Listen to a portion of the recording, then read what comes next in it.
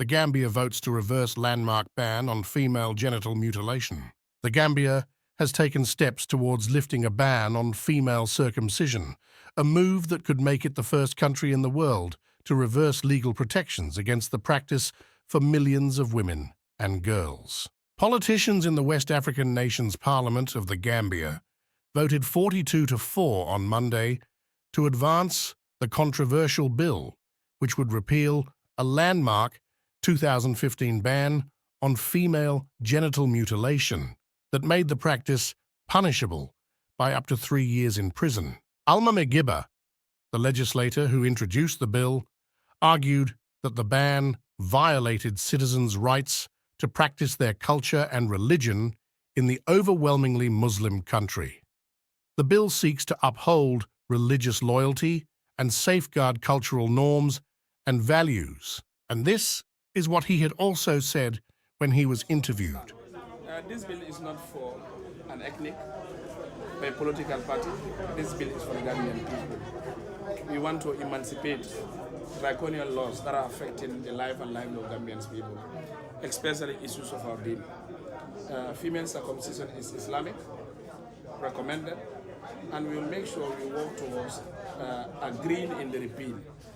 Sininja's statement is rather unfortunate. I can tell you, he was the guy who instrumentally, when matter of the day was raised, he had a zeal to bring the bill. So we want him to be quiet, let him man himself up, and understand that this is beyond him, and this is beyond politics. This is about religion, this is about culture, and this is about our country. Therefore, people who are speculating, thinking, we have no qualms about that. What we want is we are focused, determined, dedicated, and we'll make sure we work together. On the 18th, we'll see a different ball game in making sure that laws that are guided by the principles of Islam, the principle of teachings of Prophet ﷺ, will work towards making sure it is adhered. And we are here for Gambian people. If you talk of a representative, a National Assembly member, you are here for the people. So the people's choice is what we should also work towards. Political interests and West interests is not our concern. What we want is how is it feel by the Gambian people. And I can tell you, majority of the Gambian people... But activists and rights organizations say the proposed legislation reverses years of progress and risks damaging the country's human rights record. A young lady with the name of Jahar Marie Doucouré of Safe Hands for Girls. The lady works and runs a non-governmental organization that seeks to end female genital mutilation, had this statement to make that the practice was child abuse. She herself underwent the practice and watched her sister bleed to death following the procedure. The people who applaud female genital mutilation. In this country, a lot of them are men. These are men who don't have the same lived experiences that we do, and women who have been through this practice continue to tell them every single day what their suffering is, what their pain is, she said. The debate over repealing the ban, imposed by former Gambian President Yahya Jammeh, who ruled the country with an iron fist for 22 years before being toppled in 2016, has divided the nation. The debate flared up in August, when 3 women were fined for carrying out female genital mutilation on 8 infant girls, becoming the first people convicted under the law. The bill will now be sent to a parliamentary committee for further scrutiny before a third reading, a process that is expected to take 3 months.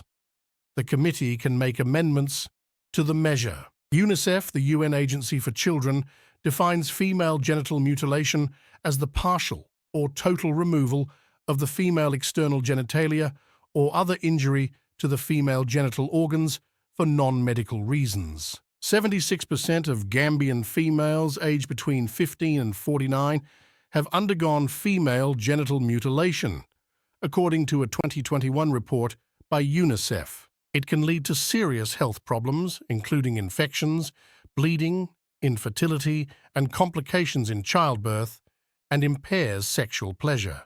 Girls' bodies are their own. Female genital mutilation robs them of autonomy over their bodies and causes irreversible harm, said the UN's Gambia office on X. ahead of the debate. The number of women and girls who have undergone female genital mutilation worldwide has increased to 230 million from 200 million 8 years ago, UNICEF reported this month. It said the largest share of those women and girls were found in African countries, with more than 144 million cases, followed by more than 80 million in Asia, and the number surpassing 6 million in the Middle East. Rights groups believe that the Gambia's move will set a dangerous precedent for women's rights. There's the inherent risk that this is just the first step, and it could lead to the rollback of other rights, such as the law on child marriage. And not just in the Gambia, but in the region as a whole, said Divya Srinivasan from women's rights NGO Equality Now. Criminalization was and still is a crucial step in the fight against female circumcision, Equality Now said, but noted that more than half of the 92 countries where female genital mutilation is practiced have laws banning it. For more newsworthy content and update about world affairs, like and subscribe to our YouTube and Instagram page, Word is Ours.